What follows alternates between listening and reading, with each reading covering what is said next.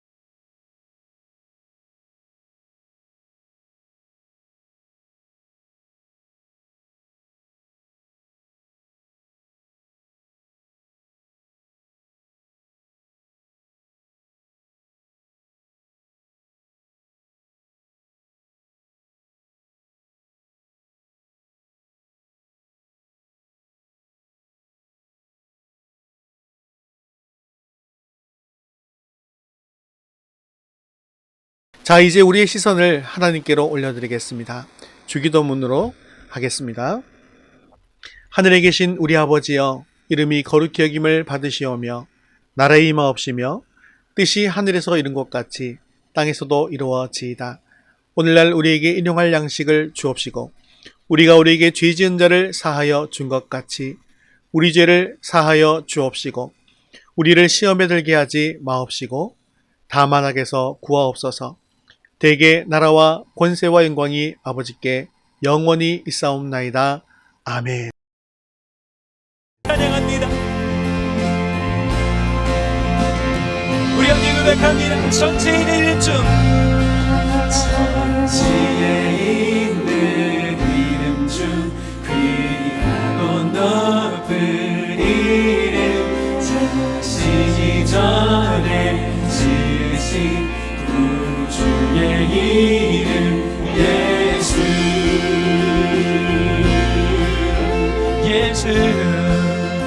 저 십자가에 주 십자가에 달릴 때 영대 예수 인대로 전율의 입에 우리 왕이신 우리 왕이신 아멘.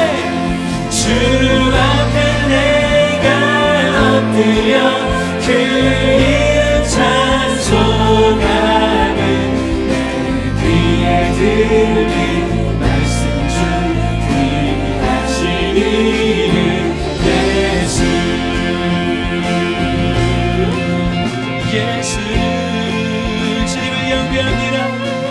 지금도 살아계셔서 언제나 하시느니 나 같은 죄인 부르사 소망 주시도 함께 찬양합니다.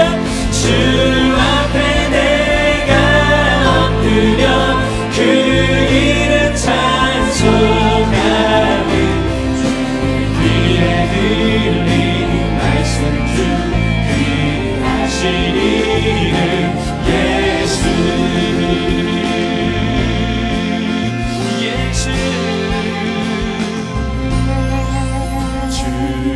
예수께서 영원히 어제나 오늘이나 그 이름으로 우리의 잠복을 내 우리 함께 고백합니다. 주님 주 앞에 주 앞에 내가 엎드려 그 이름 찬송하는 내 귀에 들린 우리 기쁨으로 앞에 내가 엎드려 그 이름 찬송하는 귀에 들린 말씀 주 다시 한번 고백합니다. 주 앞에 내가 엎드려 그 이름 찬송하는 내 귀에 들린 말씀 주 귀하시는 예수 귀하신 그 연 예수님을 영광의 박수로 찬양합니다. 할렐루야. 우리 주님을 경배합시다.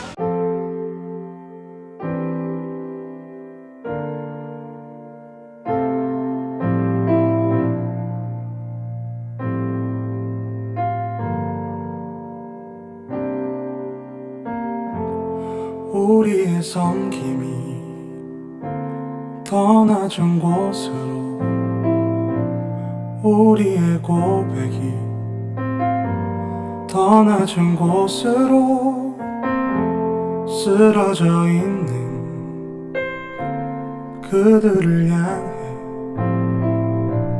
당신이 그랬듯 더 낮은 곳으로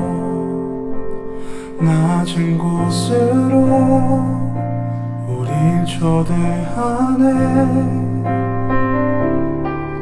함께하자고 말씀하시네.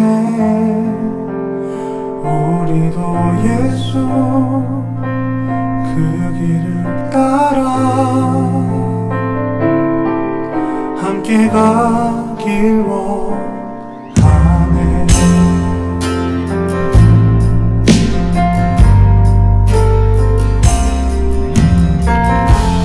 우리의 섬김이 더 낮은 곳으로 우리의 고백이 더 낮은 곳으로 쓰러져 있는 그들을 향해 당신이 그랬듯 더 낮은 곳으로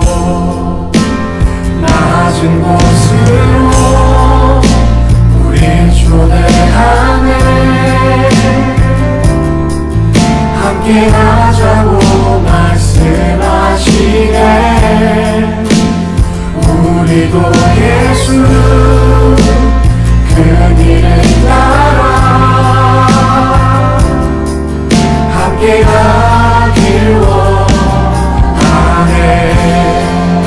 주님이 우리와 함께 하시네. 십자가 피 흘린 예수의 손으로 모든 아픔을 위로하시네. 우리에게 보여주셨네. 주님이 우리와 함께하시네. 십자가 피 흘린 예수의 손으로 모든 아픔을 위로하시네. 우리에게 보여주셨네. 우리 예배를 위해서 한 목소리로 같이 기도하겠습니다. 오늘 예배 가운데 충만하게 임하여 주셔서 우리 예배를 기뻐 받아 주시옵소서. 주님의 음성을 듣게 하시고 오늘도 말씀을 통하여서 주님의 뜻을 이루어갈 결단이 있게 하옵소서. 기도하시겠습니다. 예수 그 길을 따라 함께 가길 원하네. 주님이 우리와 함께 하시네. 십자가 피 흘린 예수의 손으로 모든 아픔을 위로하시네.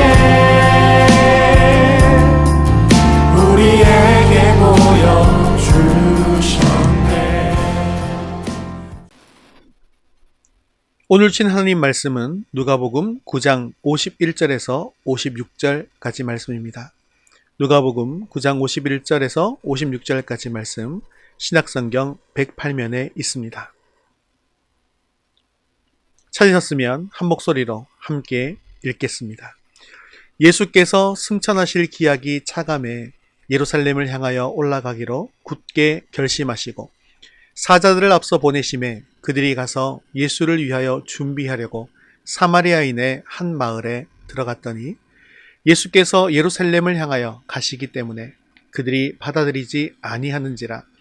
제자 야고보와 요한이 이를 보고 이르되 주여 우리가 불을 명하여 하늘로부터 내려 저들을 멸하라 하기를 원하시나이까. 예수께서 돌아보시며 꾸짖으시고 함께 다른 마을로 가시니라. 아멘. 우리 오병이어의 기적 이후에 예수님께서 제자들에게 하신 이 행동들을 한번 생각해 보시면 한 가지 공통점을 발견할 수 있습니다. 제자들에게 예수님께서는 계속해서 책망하셨다라고 하는 것이죠. 그런데도 여전히 제자들은 정신을 차리지 못하고 있습니다. 오늘 본문에서도 또 제자들은 책망을 받고 있습니다. 이렇게 제자들이 매번 책망받는 것을 보면서 예수님께서 계속해서 똑같은 말씀을 하시면서 가르쳐 주시고 계시는데 제자들은 왜 그럴까라고 하면서 한심스러운 생각이 들 수도 있을 것입니다. 하지만요, 그것이 과연 제자들만의 모습일까요? 우리들도 돌아보면 사실상 하나도 다르지 않는 것을 알 수 있지 않습니까? 제자들이 예수님께 책망받는 이유가 무엇일까요? 그것은 바로 예수님의 생각과 이 제자들의 생각이 완전히 다르기 때문입니다. 제자들은요, 늘 세상의 것을 생각했어요. 그런데 예수님은 늘 하나님 나라의 것을 생각하고 계시더라는 것이죠. 사랑하는 성도 여러분, 오늘도 예수님께서 이 제자들에게 하신 책망을 우리에게 하신 책망으로 받으시고 주님의 뜻에 순종할 수 있게 되어지기를 주님의 이름으로 축원합니다. 자, 오늘 본문부터는요, 누가복음에서 아주 중요한 분기점이 되는 부분입니다. 아직 9장이 끝나지도 않았는데 이렇게 분기점이 이렇게 나뉘어지는 것이죠. 50절까지 누가가 우리에게 던졌던 질문과 오늘 본문 이후에 누가가 우리에게 던지는 질문이 달라집니다. 이전까지는 누가가 우리에게 그리스도가 누구인가에 대해서 물었어요. 그래서 우리는 이 말씀을 들으면서 그리스도가 이런 분입니다라고 우리가 고백하면 되었습니다. 그래서 그 고백의 정점이 무엇입니까? 바로 베드로가 했던 고백이 뭐죠? 주는 그리스도시요 살아계신 하나님의 아들이십니다. 예, 그래서 여태까지 설교 내용들을 여러분들 계속 기억해 보시면 예수님은 하나님의 아들이시다라는 사실을 계속해서 우리가 들었던 것을 볼 수가 있는 것이죠. 그런데 이제는요, 예수님이 어떤 일을 하실지 그리고 왜 이 땅에 오셨는지에 대한 그런 질문을 던지는 겁니다. 그래서 참된 제자가 되기 위해서는 어떤 삶을 살아야 하는가, 그것에 대한 예수님의 말씀으로 오늘 본문이 시작됩니다. 우리 23절 말씀을 같이 한번 읽겠습니다. 아무든지 나를 따라오려거든 자기를 부인하고 날마다 제 십자가를 지고 나를 따를 것이니라. 아멘. 네, 앞으로는 이제 예수님께서 친히 걸어가시며 가르쳐 주신 참된 제자의 길이 무엇인지, 그 참된 제자의 삶이 무엇인지에 대해서 배우게 될 겁니다. 또 우리가 배우게 될 것은요, 예수님께서 잃어버린 자들을 찾아서 구원하시는 과정에 대해서 배우게 될 것입니다. 그리고 이 누가복음의 이북격인 이 사도행전을 통해서 이제 예수님으로부터 사역이 이어진 사도들을 통해서 땅끝까지 복음이 전해지는 그런 모습도 지켜볼 수 있게 됩니다. 사랑하는 성도 여러분, 오늘부터 시작되는 이 예루살렘의 이 길을 함께 걸으시면서 참된 제자가 되어져가는 저와 여러분 될 수 있기를 주님의 이름으로 축원합니다. 첫 번째 우리가 살필 것은요, 고난을 넘어 승천을 바라보는 믿음입니다. 자, 오늘 본문부터 19장까지는 예수님께서 예루살렘을 향해서 걸어가시는 6개월 정도의 과정을 소개합니다. 공간복음인 마태복음과 마가복음에도 이런 부분들이 소개되어져 있는데요. 조금 비교해보면 다른 걸 알 수 있습니다. 뭐가 다르냐면요. 이 소개하는 양이 다릅니다. 마태복음은요, 유대와 이 베레아 지역 사역을 19장, 20장 딱 2장에 걸쳐서만 소개합니다. 그리고 마가복음은요, 10장 딱 한 장만 소개하고 있습니다. 그런데 누가는요, 바로 9장에서 19장까지, 즉 10장 정도로 할애할 정도로 이 유대와 베레아 지역 사역을 상세하게 소개합니다. 우리가 누가의 직업이 뭔지 잘 알고 계시죠? 누가는 의사였지 않습니까? 그런데 누가는 역사가이기도 했습니다. 사도행전도 기록하는 걸 볼 수가 있는 것이죠. 그래서 이런 측면을 본다면, 이렇게 상세하게 기록한 것을 본다면, 아, 누가가 역사가로서의 측면도 보여주고 있구나라는 것을 우리가 알 수가 있는 것이죠. 자, 이제 예수님께서 예루살렘으로 가는 첫 발을 내딛으시면서 이렇게 첫 말씀을 하시는데 뭐라고 말씀하실까요? 51절 말씀 같이 읽겠습니다. 예수께서 승천하실 기억이 차감해 예루살렘을 향하여 올라가기로 굳게 결심하시고. 자, 본문은 예수님께서 기약이 차가고 있어서 예루살렘을 향해서 올라가기로 굳게 결심했다고 말씀하고 있습니다. 자, 기약이 찼다라는 말의 원래 의미는요, 배가 출항할 준비를 다 마쳤다는 거예요. 그래서 이제 기약이 차면 배가 출항해서 목적지를 향해서 갈 수 있다라는 것을 이야기하는 것이죠. 그래서 이제 그 모든 목적지로 향할 모든 준비가 다 되었다라는 것입니다. 그래서 이제 약속된 장소로 출항할 때라고 말씀하고 있는 것이죠. 그래서 주님께서는 이제 약속의 장소인 예루살렘으로 가시는 겁니다. 구원의 십자가를 향해서 뒤도 돌아보지 않으시고 그 길을 걸어가시는 것이죠.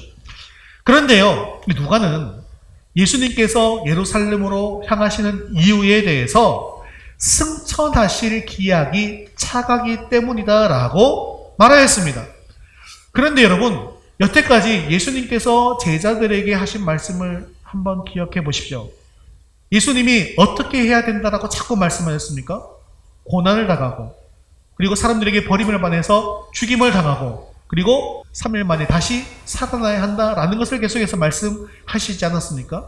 그래서 어떤 기약이 차감해라고 말하는 것이 사실은 좀 이해하기가 좋습니까? 바로 십자가에서 고난을 당하시고 죽이실 기약이 차감해라고 되어 있어야 할 것 같습니다. 그런데 예수님은 고난과 죽음이라는 단어 대신 승천이라는 단어를 사용하고 있음을 우리는 주목해야 합니다. 왜 지금까지 말씀하시던 죽음 대신 이 승천할 기약이 찼기 때문이라고 그렇게 또 결심했다고 말씀하고 있을까요? 그것은 바로 예수님의 고난과 죽음이 그것으로 끝이 아니라 승천의 영광을 바라보고 있기 때문이라는 것을 우리는 기억해야 합니다. 사실 예수님께서 가시게 될 예루살렘은요, 심한 조롱을 받게 될 것이에요. 또 심한 매질을 당하게 될 것입니다. 그 이후에 십자가에 달릴 곳입니다. 하지만 누가는 예루살렘을 바라보면서 십자가의 시선을 고정하지 않았습니다. 그 십자가 너머에 있는 부활하신 예수님의 승천을 바라보고 있다라는 것이죠. 여러분, 지난번에도 말씀드린 적이 있는데요, 이 십자가, 기독교의 십자가와 천주교의 십자가가 다르다는 것 여러분 아시죠? 기독교의 십자가는 지금 여기 보면 있는데요, 이 십자가, 천주교의 십자가와 뭐가 크게 다를까요? 천주교의 십자가에는 뭐가 있어요. 또 딴 게 뭐가 있냐면 십자가에 매달려 계시는 예수님의 모습이 있습니다. 기독교 십자가에는 그렇게 없죠. 그런데 천주교 십자가에는 예수님이 이 십자가에 달려있는 모습을 이렇게 해놓은 이유가 있어요. 왜냐하면 무엇을 더욱더 많이 강조하냐면 예수님이 십자가에 달려서 우리의 죄를 대신하셔서 고통받으시고 고난받으신 것을 강조하는 겁니다. 그래서 우리가 그 십자가를 바라보면서 우리도 뭐 해야 된다? 우리도 같이 고난받고 고통당해야 된다라는 것을 강조하기 위한 거예요. 그런 일들을 많이 해야 된다는 걸 강조하는 거죠. 그래서 극단적으로 가는 이 사람들은요, 자기의 몸에 막 자해까지 막 하는 모습들도 볼 수가 있어요. 이 극단적인 경우예요. 그런데 기독교의 십자가에는 예수님이 없습니다. 왜 그렇습니까?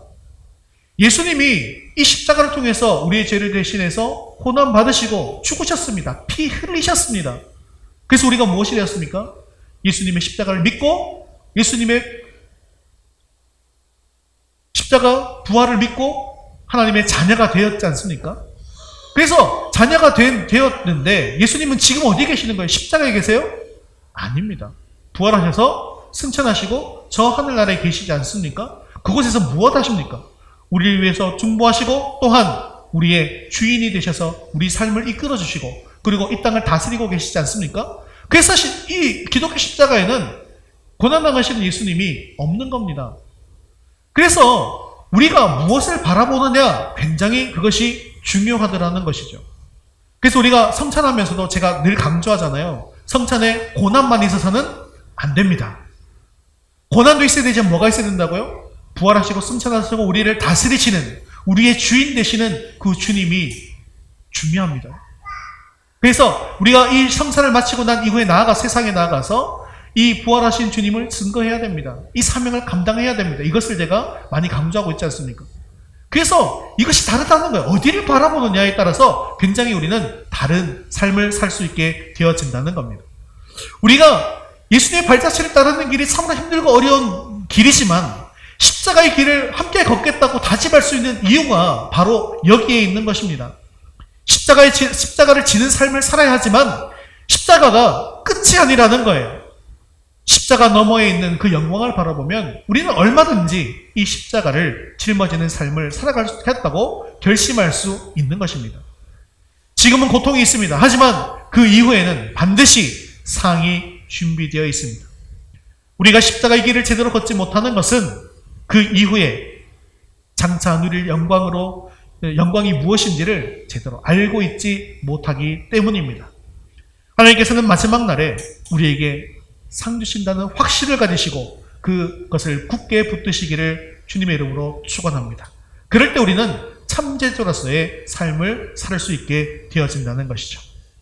사랑하는 성도 여러분, 예수님의 제자인 우리는 누가가 가르쳐 주시는 것처럼 십자가를 넘어서 승천하신 예수님을 바라보는 자가 되어야 합니다. 그렇게 주님께서 주시는 상을 바라보고 십자가의 길을 힘있게 걸어가는 저와 여러분 될 수 있기를 주님의 이름으로 축원합니다. 자, 두 번째 우리가 살펴볼 것이 있습니다. 그것은 십자가의 길은 헌신과 결단이라는 것입니다. 예수님께서 예루살렘으로 올라가셨다라고 말하면 될 것 같은데요. 그런데 51절은 왜 굳이 올라가기로 굳게 결심했다라고 말씀하고 있을까요? 그것은 예수님께서 예루살렘을 향해서 올라가시는 이유가 단순히 여행을 하기 위한 것이 아니라 십자가에 못 박혀 죽으시기 위해서입니다. 그것 때문입니다.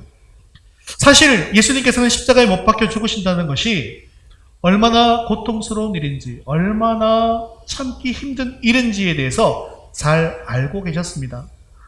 우리는 상상만 해봐도 정말 너무나 고통스럽겠다라고 알 수 있잖아요. 그런데 예수님은 하나님이시기 때문에 이미 그 고통을 미리 경험하셨다는 거예요. 그래서 다 알고 계시더라는 거예요.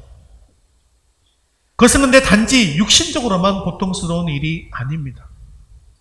어떤 한 사람의 죄를 감당하는 것 정도가 아니라 모든 인류의 죄를 다 감당하셔야 되기 때문에 모든 인류의 고통과 그 슬픔과 아픔과 그 죄악된 것들을 다 감당하셨기 때문에 그 심적인 고통은 더욱더 말할 것이 없었다라는 것이죠. 따라서 예수님께서도 예루살렘으로 가고 싶지 않으셨습니다. 예수님조차도 예루살렘은 피하고 싶은 곳, 두려운 곳이었다는 것이죠. 굳게 결심하지 않으면 예루살렘은 올라가기가 힘든 곳이었습니다. 그래서 누가는요, 예수님께서 예루살렘을 향해서 올라가기로 굳게 결심하셨다라고 말씀하고 있는 것입니다. 그런데요, 예루살렘에 가는 것을 결단하는 것은 예수님만 하셔야 하는 것이 아닙니다. 예수님을 따라서 그 십자가의 길을 함께 걸어가겠다고 다짐한 저와 여러분들도 마찬가지라는 거예요. 우리에게도 동일하게 가고 싶지 않은 예루살렘이 있습니다. 그것은 우리의 엄청난 희생과 섬김이 필요하고 요구되는 곳입니다. 수많은 고통이 따르는 곳이기에 우리도 그곳으로 가기가 굉장히 두렵습니다. 그래서 우리가 그 길을 가기 위해서 뭐가 필요하다는 거예요? 굳은 결심과 헌신이 필요하다는 것입니다. 우리가 예수님처럼 살지 못하는 것은 그 길을 걷겠다고 굳게 결심하지도 않고 헌신하지도 않기 때문이라는 사실을 여러분 아셔야 합니다. 예수님까지도 하고 계시는 그 십자가의 길을 향한 헌신과 결단을요, 우리가 하지 않는다면 어떻게 그 십자가의 길을 함께 걸어갈 수 있겠습니까? 따라서 주님을 따라 이 길을 가기를 원한다면 예수님께서 결단하신 것처럼 우리도 결단하여야만 한다는 것이죠. 그런데 이 결단을요, 한 번만 해서는 안 됩니다. 반복해서, 계속해서 해야 한다는 것이죠. 왜냐하면 우리의 마음과 우리의 결심은 사실 믿을 만한 것이 못 되기 때문입니다. 그래서 속담이 있잖아요. 작심 3일이다. 인간은 그만큼 연약하다라는 거예요. 그래서 날마다 이 십자가의 길을 걷기로 결단해야 됩니다. 결단하고 못해도 또 결단해야 됩니다. 헌신하고 또 못해도 또 헌신해야 합니다. 왜 그렇습니까? 가랑비에 옷 젖는다는 말이 있잖아요. 가랑비가 처음에는 별거 아닌 것처럼 보이지만 1시간 정도 맞으면 어때요? 폭삭 젖지 않습니까? 우리도 이처럼 날마다 십자가의 길을 걷기로 결심하면 주님께서 걸어가신 그 길을 우리도 걸어갈 수 있게 되어진다는 것입니다. 사랑하는 성도 여러분, 주님의 말씀을 들으면서 그저 그냥 좋은 말씀이야, 나에게 참 유익이 되는 말씀이야, 나에게 힘이 되어지는 그런 말씀이야 라고만 생각하지 마시기 바랍니다. 또한 십자가의 길은 예수님만 걷는 것으로, 사도들만 걷는 것으로, 또 신앙의 위대한 선배들만 걷는 것으로 생각하지 마십시오. 우리도 예수님처럼 십자가의 길을 결단하고 매일매일 그 길을 걸어갈 수 있게 되어지기를 주님의 이름으로 축원합니다. 자, 세 번째로 참제자의 길을 걷는 방법입니다. 이렇게 예루살렘을 향해서 가는 첫 번째 이 과정 속에서 한 가지 사건이 일어납니다. 당시 지금 예수님께서 계시는 곳은 갈릴리 사역입니다. 가죠? 갈릴리 지역에 계셨어요. 그래서 갈릴리에서 예루살렘으로 가야 되는데요, 갈릴리에서 예루살렘으로 곧장 가려면 반드시 사마리아 지역을 통과해야만 했습니다. 그런데 그 당시 유대인들은요, 이 사마리아 지역을 통과하지 않고 돌아가는 것이 관례였습니다. 하지만 예수님께서는 이 사마리아를 통해서 예루살렘으로 가시고자 합니다. 그래서 어떤 일이 벌어졌을까요? 우리 52절, 53절 말씀 같이 읽겠습니다. 사자들을 앞서 보내심에 그들이 가서 예수를 위하여 준비하려고 사마리아인의 한 마을에 들어갔더니 예수께서 예루살렘을 향하여 가시기 때문에 그들이 받아들이지 아니하는지라. 본문을 보면 사마리아 사람들이 예수님께서 지나가시는 것을 거부하고 있는 모습을 볼 수가 있습니다. 그 이유가 뭐라고 되어 있냐면요, 예수께서 예루살렘을 향하여 가시기 때문이다라고 설명하고 있습니다. 여기에는 역사적인 이유가 있습니다. 이스라엘은 솔로몬 왕이 죽은 후에 르호보암 왕 때 남과 북이 나뉘게 되어졌죠. 그래서 남쪽 유다는 본래 수도였던 이 이스라엘을 중심으로 나라를 이어갔습니다. 그런데 북이스라엘은요, 사마리아를 수도로 삼았습니다. 그러다가 BC 722년에 북이스라엘은 아시리아라는 이 강대국에 의해서 멸망당하게 됩니다. 근데 이 아시리아는요, 성경에 아수르로 나오죠. 이 포로로 잡아가는 그 정책을 펴지 않았습니다. 혼합 정책을 폈어요. 그래서 아수르 사람들을 사마리아로 이주시킵니다. 그리고 사마리아 사람들과 강제로 결혼을 시켜요. 그래서 민족성을 이렇게 흐트러 놓는 것이죠. 그렇게 해서 통치하는 방법을 사용했습니다.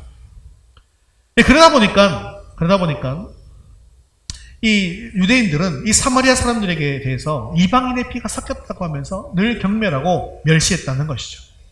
그 이후에 BC 586년에 남유다도 이 바벨론이라는 나라에 의해서 결국 멸망하고 말았습니다. 그런데 이 바벨론은요, 아수르처럼 혼합 정책을 편 것이 아니라 이스라엘 사람들을, 유대인들을 바벨론의 포로로 끌고 가게 된 것이죠. 그런데 그 이후에 이 바벨론은 이 페르시아라는 나라에 의해서 멸망당하게 됩니다. 그리고 페르시아의 왕인 이 고레스 왕은 이제 유대인들이 자기 나라로 돌아가도 좋다라고 하는 칙령을 내리게 되어지는 것이죠. 그래서 유다 백성들은 이 예루살렘으로 돌아왔어요. 돌아와 보니까 전쟁으로 인해서 폐허가 된 이 성전을 보게 되는 겁니다. 그래서 이 무너진 성전을 다시 건축하게 되었습니다. 그때 이 사마리아 사람들이 와서 돕겠다고 건의를 하죠. 하지만 유대 사람들이 거부합니다. 왜냐하면 이유는 같아요. 이방 사람들의 피가 섞인 사마리아 사람들의 도움은 받지 않겠다는 것이었습니다. 그 이후에 이 유대인과 사마리아 사람들의 관계가 좋았을까요? 나빴을까요? 굉장히 나빴겠죠. 이런 이유 때문에 사마리아 사람들에게도 또 특징이 생겼습니다. 여러분, 사마리아 사람이라고 하면 이렇게 유대인들이 이방인처럼 대하다 보니까 우리가 이방인이 아닌가라고 생각하는 경향이 있는데요. 그 사람들 이스라엘 사람들입니다. 맞죠? 북이스라엘 수도였던 곳이잖아요. 이스라엘 사람들이 맞아요. 하나님 믿는 사람들입니다. 그래서 오히려 혈통적으로 다른 민족과 자신들이 섞인 이 출신 때문에요. 출신이 안 좋다 보니까 자꾸 경멸을 당하잖아요. 근데 자기들 하나님 믿는 사람이잖아요. 그러다 보니까 어떤 특징이 생긴다면요. 더 엄격한 신앙생활을 하는 경향이 생겼습니다. 그것이 바로 사마리아 사람들의 특징입니다. 그래서 그들은요. 그리심산이라는 곳에 성전을 따로 자기들만의 성전을 따로 만들었습니다. 그곳에서 예배한 거죠. 그리고 모세 오경만 이것이만 이 정경이다. 하나님의 말씀이다. 라고 인정하면서 철저한 신앙생활을 했던 사람들이 바로 사마리아 사람들입니다. 혈통적 순수성은 자기들에게 없었지만 이 종교적 순수성만은 사마리아 땅에 있었다라고 생각했기 때문에 유대인들과의 관계가 안 좋았다는 거예요. 그래서 그리심산이 아니라 예수님께서 그리심산을 방문하는 것이 아니라 예루살렘을 향해서 예배하러 가는 모습을 보였기 때문에 이들이 거부한 겁니다. 그래서 그리심산에 예배하러 오는 사람이 아니라 예루살렘으로 예배하러 가는 유대인들을 만나게 되어지면 심한 박해를 가했던 거예요. 기록에 보면 심지어는 살인사건도 일어나는 것을 볼 수가 있습니다. 사마리아 사람들이 예수님을 받아들이지 않는 것이 바로 이런 이유 때문이라는 것이죠. 그런데요, 사마리아 사람들이 예수님을 배척한 더 중요한 이유가 있습니다.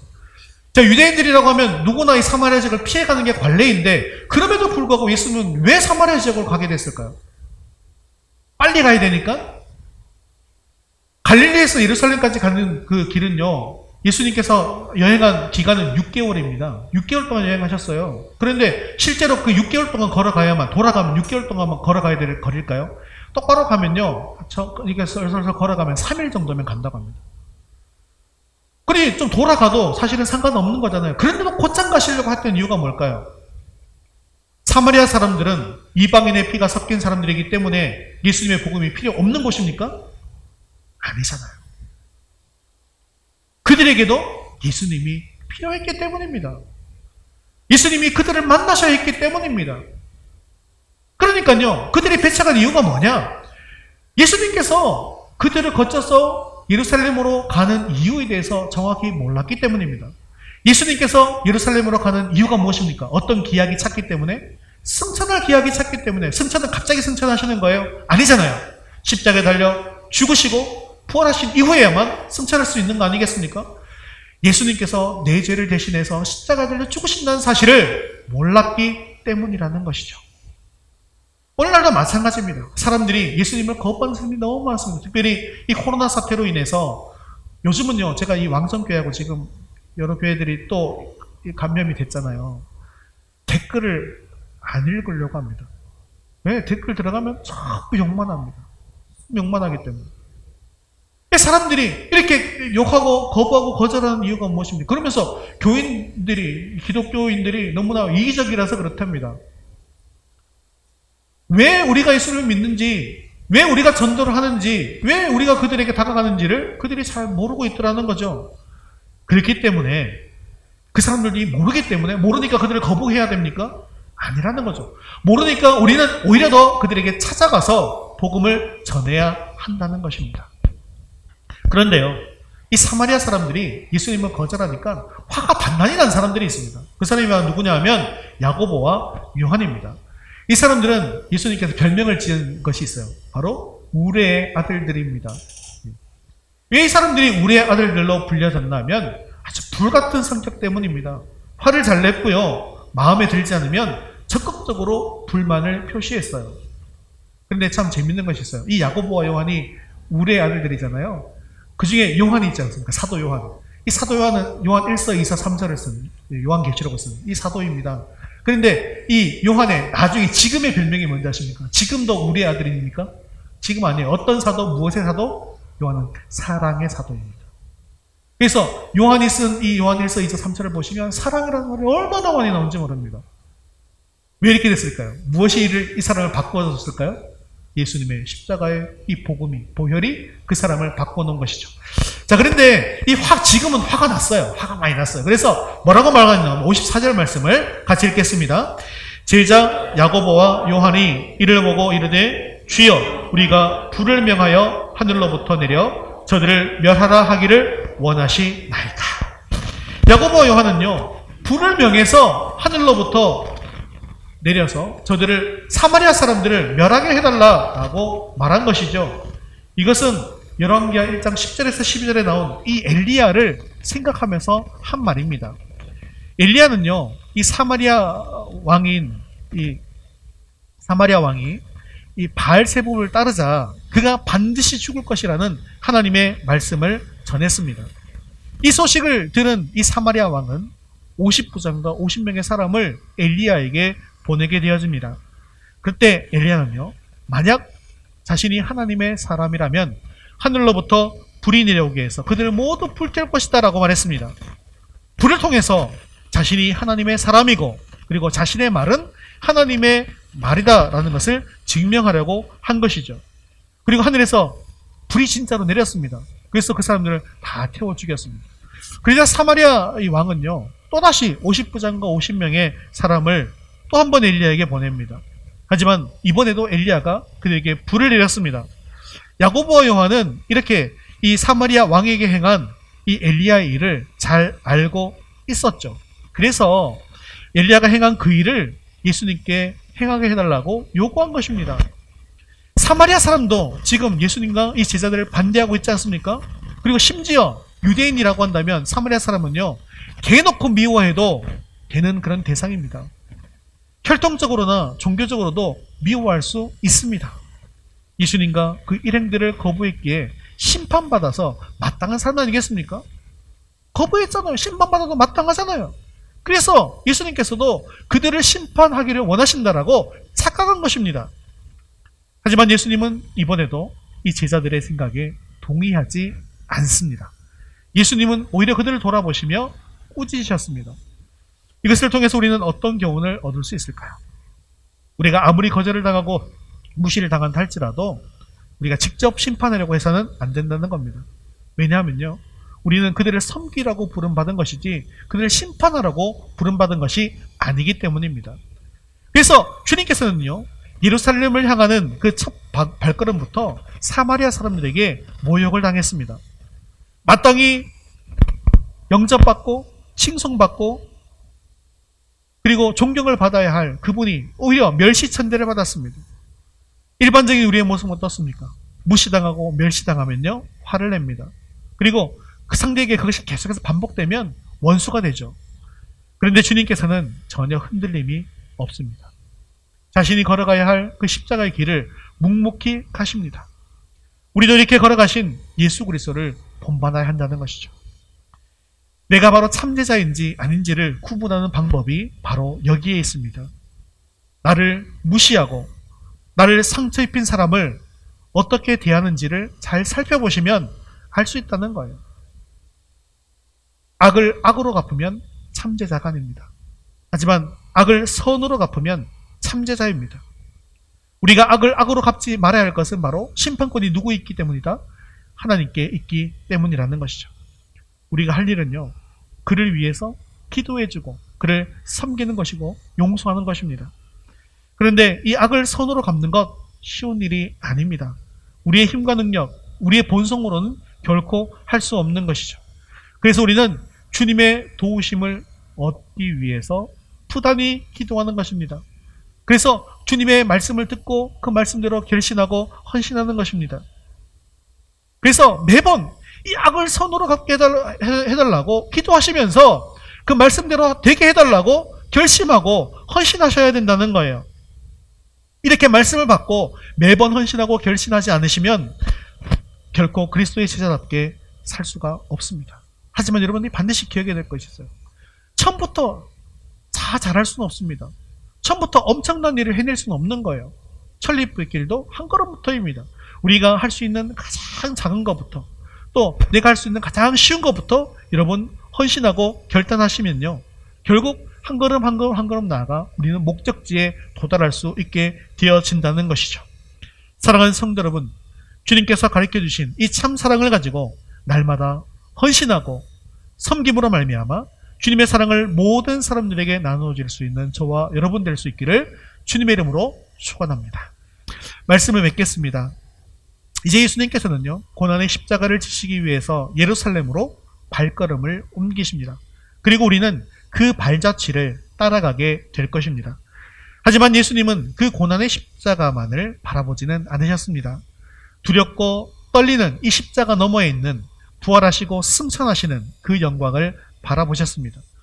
우리도 주님을 따라서 그 십자가의 길을 걸으면서 그 너머에 있는 상을 바라볼 수 있기를 바랍니다. 또한 그 길이 너무나도 두렵고 떨리는 길이기에 십자가를 지는 삶을 살지 못할 때도 많이 있지 않습니까? 사랑하는 성도 여러분, 예수님조차도 그 길을 가기 위해서 결단하셨다는 것을 기억하십시오. 그렇습니다. 십자가는 결단해야 갈 수 있습니다.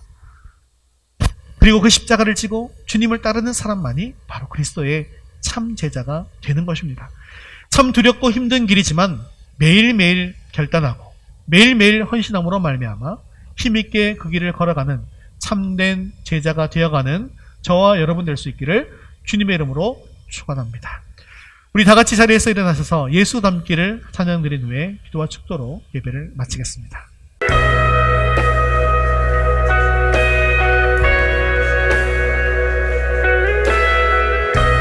내 삶의 소망, 내가 바라는 예수 닮기를 내가 원하네. 한없는 사랑, 풍성한 긍휼, 예수 닮기를 내가 원하네. 예수 닮기를, 예수 보기를, 예수만 높이길 내가 원하네. 내 평생 소원, 예수 닮기를, 예수만 닮기를 내가 원하네.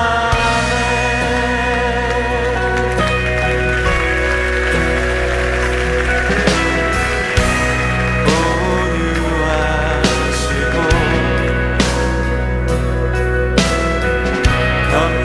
겸손하신 성도, 예수 닮기를 내가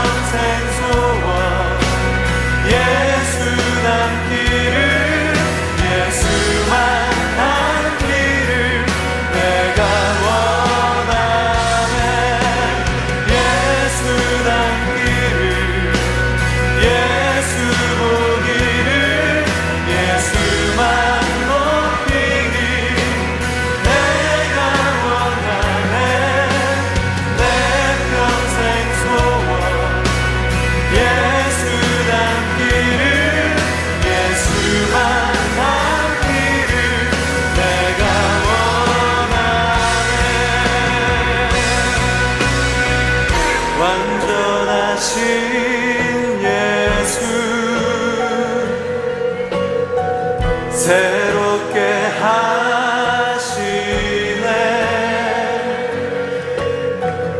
연약한 내 영혼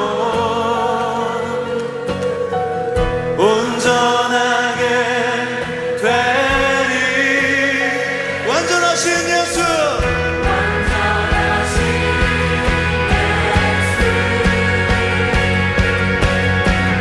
새롭게 하시네.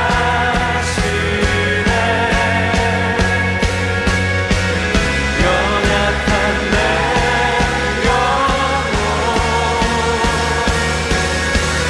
온전하게 되리.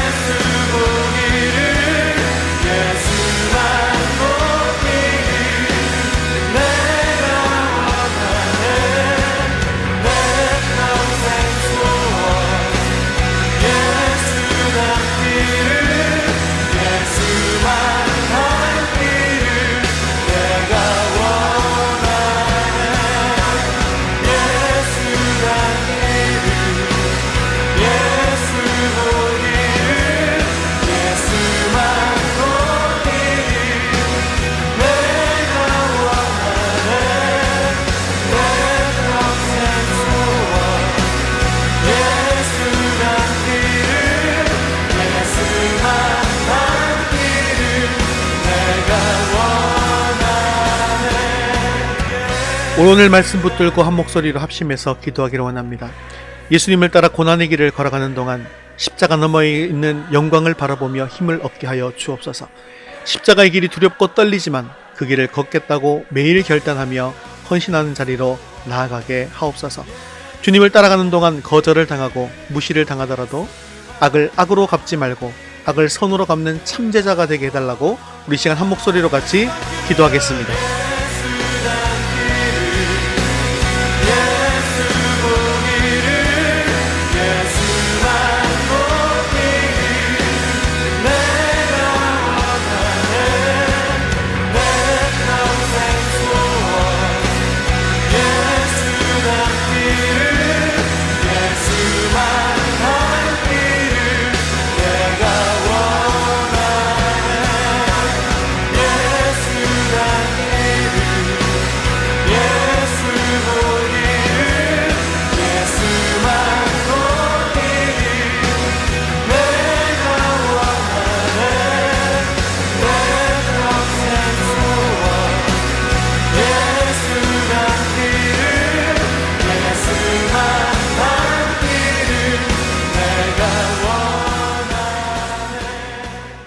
사랑과 은혜가 충만하신 자비로우신 하나님 아버지, 오늘도 주님의 말씀에 은혜를 더해 주시고 깨달음을 주심을 감사합니다. 예수님께서는 우리가 참제자의 길을 걷기 원하시면서 날마다 자기를 부인하고 자기 십자가를 지고 따르라 말씀하셨습니다. 하지만 우리가 주님을 제대로 따르지 못한 것 용서하여 주옵소서. 오늘부터 시작되는 예루살렘을 향한 발자취를 통해서 참된 제자의 길을 걸어가게 하여 주옵소서. 십자가의 길이 힘들 때마다 십자가 너머에 있는 하늘의 상을 바라보며 힘을 얻게 하여 주옵소서. 우리가 예수님 닮기를 원합니다. 예수님을 따라가는 길이 두렵고 떨리는 길이지만 매일 결단하고 헌신함으로 제자가 되어가게 하옵소서. 이 길을 걸으며 수많은 거절과 무시를 당한다 하더라도 악을 악으로 갚지 말고 악을 선으로 갚는 참제자가 되게 하옵소서. 우리 교회가 주님의 말씀 앞에 깨어있기를 원합니다. 앞으로 예수님과 함께 예루살렘 길을 함께 걸어가며 맡기신 사명을 감당할 힘을 더하여 주옵소서. 우리 삶 가운데 어려움이 닥칠 때마다 기도함으로 돌파해 나가게 하시고 시련을 통해 오히려 믿음이 더욱더 강하게 자라나게 하옵소서. 주님만을 더욱 의지하게 하시고 주님 안에서 참 평안을 얻게 하여 주시옵소서. 이번 한 주간도 예수님 닮는 삶을 살아가는 저희 모두가 되게 하여 주시옵소서. 우리의 생명 되시고 소망 되시는 예수 그리스도의 이름으로 기도합니다. 아멘. 이제는 우리 주 예수 그리스도의 은혜와 하나님 아버지의 크신 사랑하심과 성령님의 위로 교통하심이 십자가의 길이 두렵고 떨리지만 그 길을 걷겠다고 매일 결단하며 헌신의 자리로 나아가기 원하는 사랑하는 성도들 머리머리 위에 이제부터 영원까지 함께 있을지어다. 아멘.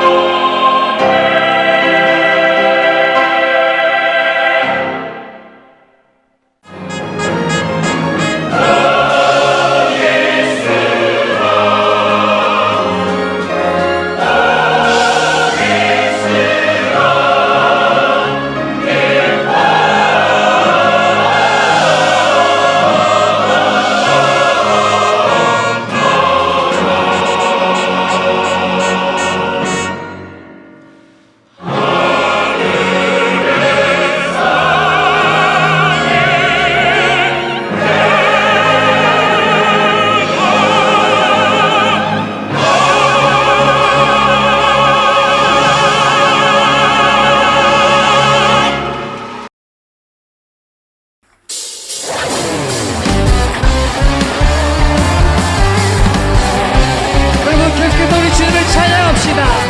부흥이 있으리라. 부흥이 있으리라 이 땅에. 아멘. 부흥이 있으리라 이 땅에. 동쪽과 북쪽과 서쪽 남쪽 북쪽에 부흥이 있으리라 이 땅에. 다시 한번 부흥이 있으리라. 부흥이 있으리라 이 땅에. 부흥이 있으리라 온 땅에.